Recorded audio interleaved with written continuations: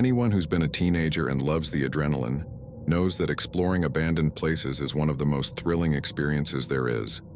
No one can deny it, and that's exactly what we thought. But things didn't go as planned, and we ended up in a desperate situation that reduced the number of my friends. It happened during vacation. I reunited with friends from school in the city, people I had studied with back in the town where we all grew up. Some were still studying there, while others had come to visit family. We took the opportunity and decided that we all had to go to an abandoned subway station. It didn't take us long to figure out the best way to sneak in without any trouble from the police. Honestly, I was excited about exploring the abandoned cars and non-functioning tracks. We all had flashlights, some snacks, and fully charged phones. We slipped in and went down some stairs, making sure no one saw us. But it was pitch dark, and we couldn't even see where we were going. I don't remember how, but I know we figured out a way to remember the path back to the exit so we wouldn't get lost. Finally, we arrived at the area where the subway cars used to stop to pick up passengers. At the end, there was the tunnel where the trains used to go, and it looked downright creepy. No sunlight reached down there, and the lamps didn't work. Some of them barely glowed with a weak light, just enough to make them visible. One of my friends suggested that we should head back, and honestly, I felt like she was right. There wasn't anything exciting down there. It was more about making sure I didn't forget the way out. We hung around for a while, and then one of my friends got the nerve to climb into one of the old, lonely subway cars. I told him not to go in alone, but he didn't listen. From a distance, we could see the light from his flashlight reflecting off the dirty windows, but soon after, we heard him scream, and his light went out just as the car shifted slightly. We all aimed our flashlights at the car, walking slowly toward it, wondering what had happened. We called out to him, but there was no response, and no one dared to go in, not even me. Finally, we decided to check on him in case he had an accident.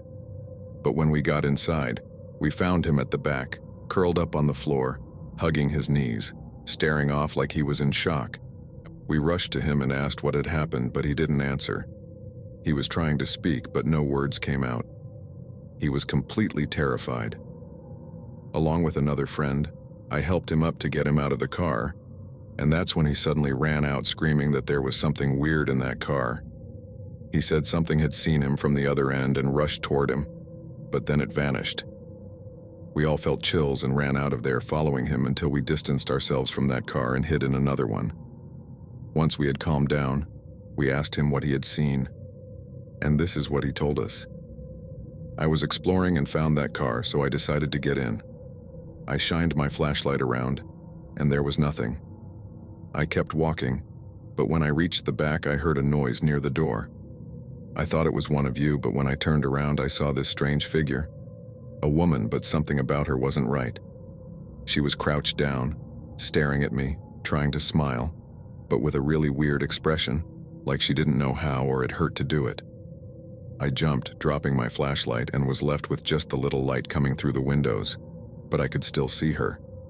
Then, this woman started coming toward me really fast without standing up, almost like she was running while crouched, making strange noises like she was breathing heavily. I was frozen, couldn't even move.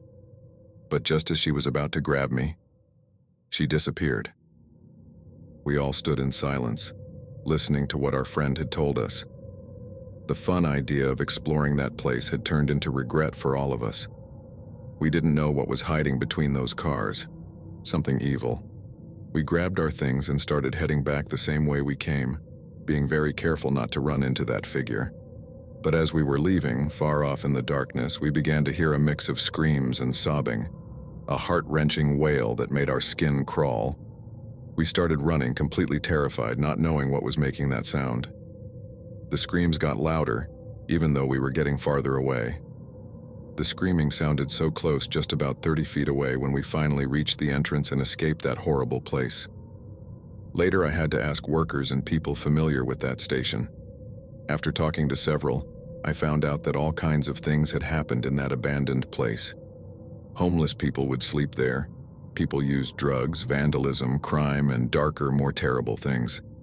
They had even found traces of witchcraft and satanic rituals, as well as dead bodies of people and animals.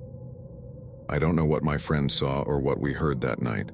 A crazy woman, a witch, a member of a cult, or something darker, something sinister that had been summoned in those cars and left in our world. And maybe that thing is still wandering there at night. Thank you all for listening to my story.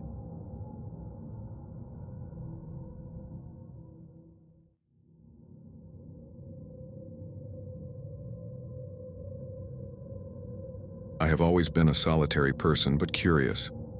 Those same qualities led me to live through the moment that changed my life forever. I was never able to recover, and I paid the price for accepting something that, at first glance, seemed like a very bad idea. Evil is hidden, but at the same time very present in everyday life. Sometimes our own humanity makes us trust too much, and that's what leads to misfortunes. As I mentioned, I was someone who liked going out alone. Sometimes I couldn't stand unwanted company or anything that made me feel uncomfortable. I like women, but I wasn't looking for commitment. I didn't like the idea of love. I wasn't a fan of giving a woman the power to destroy me the moment another man made her feel the same way I did. I know it sounds like a wrong and generalized thought, but past and unfortunate experiences made me think that way. I worked as a lawyer at a well-known law firm in the city. I was one of the best in the firm, and the monthly bonuses I received were definitely the best part. Despite having the money, I never bought a car or motorcycle. The truth is, I wasn't interested. I didn't know how to drive anyway, and I was scared of getting distracted and causing an accident. I was hardworking and all that, but at the same time, insecure about certain things. That's when a coworker from the firm came to me with a story about a rumor circulating in the city, a train with the number 7 on the doors of its carriages. He knew I liked those kinds of paranormal and sinister stories, so he had my full attention while he told me. According to him, his cousin, who studied at the university, had heard from witnesses that anyone who boarded the carriage with that number would have an unforgettable experience, though it was never clear in what way or what that meant. I tried to ignore it, but it became impossible. Even though I focused on work, I couldn't get the idea out of my head. A carriage with the number 7 painted on its doors was something very generic. It could have been any gang representing the number 7 and not something paranormal, sinister, or macabre. However, he wasn't lying when he said many people were talking about it. On social media, I saw a lot of posts about the topic, and that intrigued me even more. The thing is, I hadn't taken the subway in years since I was used to taking taxis. Besides, I didn't have any responsibilities. My father abandoned me when I was young, and my mother and sister died in a car accident. The mere thought of going to a station to verify the rumors that were going around meant risking everything I had fought for and worked hard to achieve. Days went by and that coworker kept talking about it, but suddenly, the social media posts about that carriage disappeared. There wasn't a single one left. My coworker told me it was probably just an old wives' tale, and if it were true, at least someone would have recorded it to go viral. I wanted to believe him, but it seemed strange to me that all traces of the rumor had vanished. Fortunately, I managed to remember a station where they said it was more likely for that carriage to appear, and one day after working late, it must have been around 11 at night, I felt brave enough to go to that station and see for myself that it was just a silly story to get attention. I took a taxi to the station and walked in, moving with firm and determined steps. I stood there watching the trains pass by one after another, but none of them had a carriage with the number 7 painted on the doors.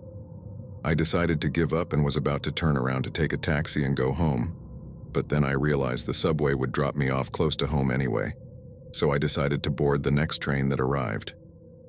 Suddenly I felt a strange sensation that was hard to explain. I felt different, like my body was heavy. I got off at the station and found myself face to face with a woman who asked me if I wasn't going to board the carriage numbered 7. I was shocked that she said that. There was no way she could have known what my objective was in the subway, so I laughed and told her it was just a story. Before leaving, she told me to wait for the next train and check it out for myself. And feeling challenged, I listened. Now I know that was the decision that changed everything. I should have left and never come back, but I was stubborn. You can't call that bravery, but rather stupidity. On the next train that arrived, a carriage with the number 7 painted on its doors appeared. I was completely alone at the station, and I didn't want to get on. Then I saw my mother sitting inside, waving for me to come in. As I mentioned at the beginning of my story, my mother is dead. Nevertheless, I didn't hesitate for a second. I ran before the doors closed and got on the carriage, but as soon as I did, my mother disappeared. She was nowhere to be found, and the subway started moving. At that very moment, I knew I had made the worst decision of my life. There was no way she could have appeared there or anywhere else, and the paranormal activity intensified. 2 seats away from me, I saw my sister, who had also passed away.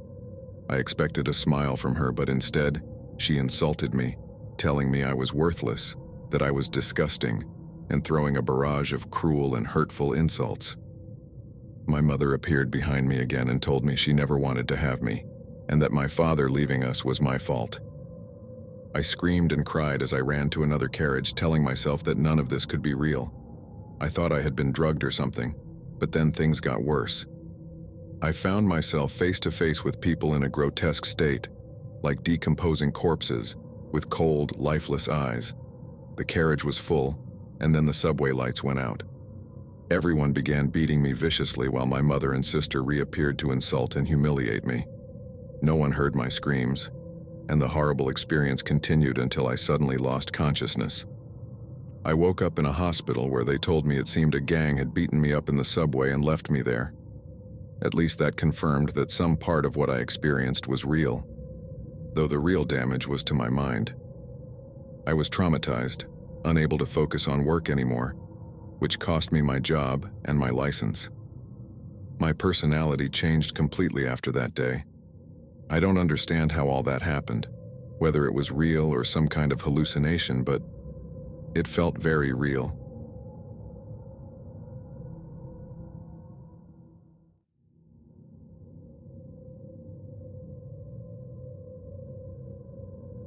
Back when I was in college, I was really into partying. I had a friend who followed me everywhere and never said no. I could count on him for anything. But one day, we got carried away by a pretty face, and what happened next was fatal. I couldn't believe people like that actually existed. I thought they were just rumors or legends, but the reality was something else. I realized there's still so much in this world we don't understand. My friend and I were both studying for a degree in physical education. As I said before, we were big party goers. Our first night out was to a club near my house, and we had a habit of inviting other college girls to come with us. We were not only daring but also lucky, because they would say yes. It was crazy, and it made the night even more interesting. That's how we met Clara. She was a stunning girl who told us we were very handsome and that she might go out with one of us. You could see how flirtatious she was just by looking in her eyes, and neither Jose nor I could resist that. The thing was, we were in the middle of final exams, and he and I were serious students. We had to keep a good GPA to maintain our scholarships. Clara waited until we were done with exams and kept coming around, and eventually, she invited both of us out. She told us to meet her near a park, gave us the address, and we arrived right on time. We made typical guy comments about what might happen, excited about trying something new. That's when she appeared. We entered a subway station, and while we were walking through one of the huge tunnels, she suddenly ran ahead of us, then stopped, turned around and looked at us with a strange smile. It was odd, but seconds later, we both got hit hard on the head and blacked out instantly. I woke up in a dark room, dimly lit by candles and a fire in the middle, which formed a flaming pentagram. At each point of the pentagram, there was a person wearing a black robe. I was tied up by my arms and legs on the side, but Jose was the one screaming. I could see him lying on a stone table in the center of the pentagram.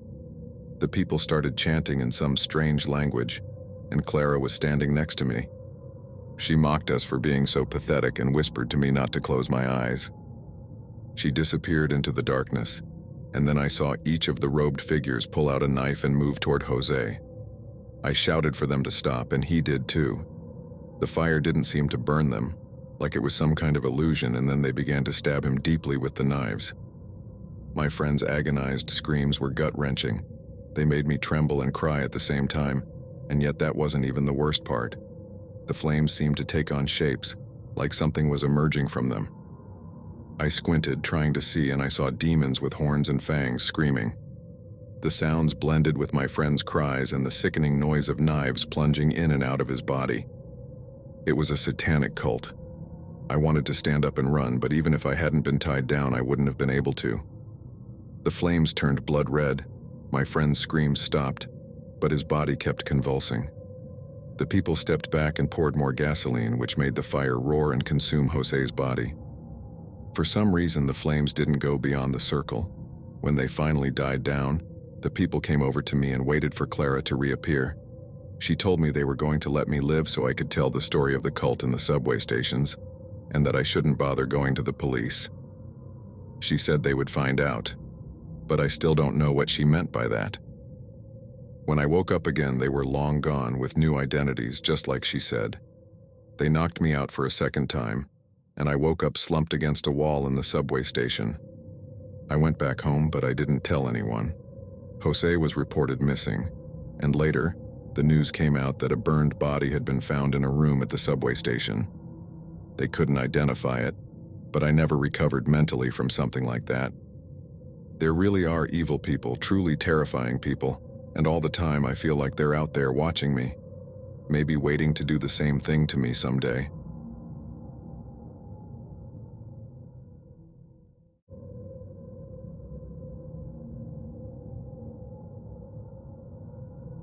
I know that when I start telling this story, you might think it sounds a bit like fiction, and I would believe that too. But because I lived through it, I dare to share this overwhelming experience with you. Just recalling the scenes I witnessed gives me chills. It would be a lie to say that I don't have nightmares about it, and the truth is, I've resigned myself to having them for the rest of my life. My name is William, and this happened in the New York subway. At that time, I was a civil engineering student at university. I lived in a shared apartment with 3 other people. I had my own privacy, and they were also students. We paid a woman who cooked for us and kept the place clean and tidy. My parents lived in a small town and sent me money whenever I needed it. At first, I thought I'd spend most of my time alone, but then I met Miguel, who was studying dentistry at the same university. Sometimes we'd leave at the same time and go out to eat or grab a drink. Slowly, our group grew, and Camilla and Sophia joined us. People joked that we were their boyfriends, but that wasn't the case. Camilla also studied dentistry, and Sophia was studying psychology. I was honestly surprised that we became friends after meeting at the library. It felt like fate, and it was Camilla and Sophia who brought up a supposed story or rumor going around on social media. The rumor was about the subway station that the 4 of us always used. Apparently, many people claimed that you should be on alert for the presence of 2 homeless twin brothers who sat in the station's corners. The details said that seeing them together wasn't a problem, but the real terror began if they ever separated. As I understood it, one of them was calm, but the other was extremely aggressive. Only when they were together could the aggressive one be kept in check, but once separated, he wasn't. I remember laughing at the time. It was the first time I'd heard about homeless twins. Besides, I didn't understand what danger they could pose. These people hardly ate. They must have been too weak to take on an adult. Still, Miguel told me not to dismiss what Camilla was saying because the rumor didn't seem far-fetched, and he admitted that he thought he'd seen the twins once or twice while coming home late from university. I remained skeptical, but I soon realized that I only had this attitude around my friends. That very day, I had to stay late at the university working on some essays. I went to the station late at night, and there was hardly anyone around. I waited for the subway and got on as usual. Then, the story of the homeless twins, or rather the rumor and warning about them, popped into my head. I thought I'd laugh again, like earlier in the day, but I didn't. I felt a strange premonition, a slight chill that told me I shouldn't be there. When the subway stopped and I got off the train, I saw them. They were identical, only their clothes set them apart.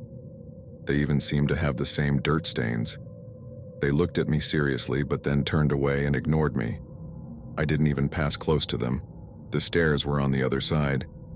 But as I walked away, I kept glancing back to make sure they weren't following me. It felt like too much of a coincidence to see them there on the same day Camilla had told me about them. But then I thought that maybe they had always been around, and I just hadn't noticed them, just like Miguel had said he did. I figured he must have seen them more than twice, but only remembered those 2 times he mentioned. A few days passed, and sometimes I'd see them in the same corner, but other times they weren't there at all. Things changed one night when the 4 of us went out partying. The hours passed, and Miguel told us he was heading home. It was late, and he had an important exam the next day. No matter how hard I tried to convince him to stay, I couldn't. The rest of us stayed 2 more hours, and by then, Sophia couldn't even stand up straight. So we made our way to a nearby subway station. Luckily for Sophia, Camilla had called her parents to say she'd bring Sophia home and stay the night. There I was, with both of them almost asleep in the subway car. Eventually, they reached their stop. I was worried about them going alone, but Sophia's dad was waiting for them outside the station, which eased my mind a bit. The thing was, when I got to my stop and got off, I looked over to the corner where the twins usually were, and to my surprise, there was only one. He was frantically looking from side to side, and when he saw me, he approached with a face full of anguish as if he wanted to tell me something. Fear gripped me, and my drunkenness disappeared in an instant. I didn't hesitate. I ran up the stairs without looking back. All I wanted was to get out of there and lose him, but my decision made things worse. As I turned a corner in one of the hallways, I stumbled upon a horrific scene. The other twin was at the end of the hall with a sharp object staring at me with a look of desperation, full of rage, and clearly intending to use the object on me. It was clear that this twin was the aggressive one, and I should never have walked away from the other, who was probably looking for his brother to prevent a tragedy. Fear paralyzed me, and he rushed at me, knocking me to the ground. I fell on my back and he was on top of me. I could see the redness in his eyes, and I knew he was completely out of control, probably from using drugs. A complete madman, raising his hand with the sharp tool, seconds away from plunging it into my chest. Just then, the other twin appeared and shoved him off me. But the crazed one didn't realize it was his brother, and stabbed him in the stomach instead. I didn't understand what was happening. My body trembled uncontrollably. I don't know where I found the strength, but I ran. When I got out of the station, I ran into a police patrol, and I told them what had happened. They believed me and went back down into the station with me, where we found the homeless man crying over his brother's, likely lifeless, body. I watched him walk away in tears, leaving his dying brother on the ground. The ambulance arrived shortly after and took him to the emergency room. I never found out if he survived or what happened to those twins, but ever since then, I've developed paranoia about using the subway. I feel like I'm being watched or followed all the time, and those are the things that keep me up at night.